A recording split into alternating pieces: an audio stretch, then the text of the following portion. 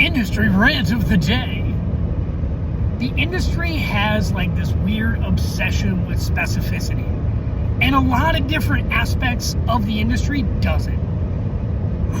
The one that sticks out in my mind, the most prevalent, is instructors that rename common tactics. They modify like the hand position just a little bit, and then they rename it to make it sound like it's something they invented. A good example is like high ready or high port being moved back like 3 inches. Now all of a sudden it's temple index. It's just high port. It's been high port forever. Appendix carry. Yeah, that was called Mexican carry 40 fucking years ago. You know why?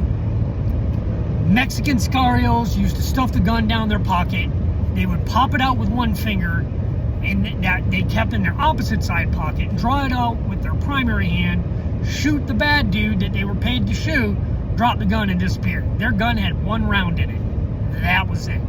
But that's where like the premise of appendix carry came from. It was just like 40 friggin' years ago, they knew that that was a really efficient place to draw from.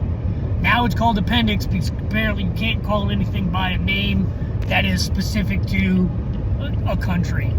I don't know, like, you can't say Mexican anymore, apparently, but whatever. The next thing that comes up is optics, your scope. Your scope's a scope. I don't care if it's a low-power variable scope or a high-power blah, blah, blah scope. It's a fucking scope. It didn't go to college and do its thesis on how to help you see and identify targets and then shoot them. Your scope didn't do that. It doesn't deserve a bunch of letters either preceding or postceding its fucking name. It's a scope. You know what an LPVO does? Takes up a boatload of friggin' room on an otherwise normal medium engagement carbine when all you do is go from 0 to max magnification anyway. You know what would take up a lot less room and a lot less weight on your gun? A red dot with a magnifier. Just a simple pop-up magnifier. You know why? Because then you're not dialing from freaking east to west every time you need to like ID something downrange. And then dialing it right back the back way so that you can, you know, do your CQB stuff that you're probably not good at anyway. Brings me to another point.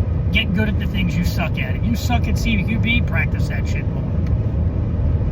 I kind of, like, I had a couple other things that, like, have escaped my mind for the moment, but that stuff drives me nuts. And we're unnecessarily specific sometimes for unnecessary reasons. Somebody's like, yeah, like, hand me that clip so I can go to the range and shoot.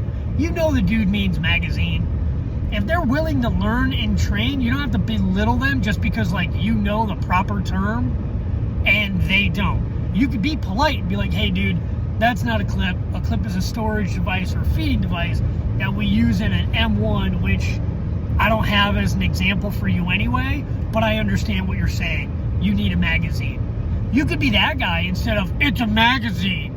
Listen here, you arrogant little can't cunt fucking shoot for shit bull fucking asshole. Shut up. Be nice.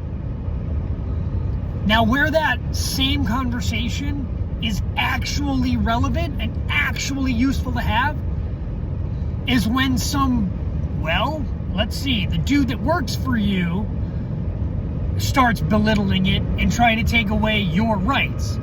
Who would that be? Who works for you that tries to take away your rights? Politicians. They work for you. You should be talking to them and getting them to understand what they're even trying to ban. Because they don't know. They're stupid. There's so much more I want to talk about, and it's all escaping my mind right now. So I guess this is a sub 5-minute video that is going to have a part 2 later on. If you want to hear part 2, hit me in the comments. I'll come up with a rant for you. The industry's full of rantable reasons. Be safe. Talk to you guys a little bit.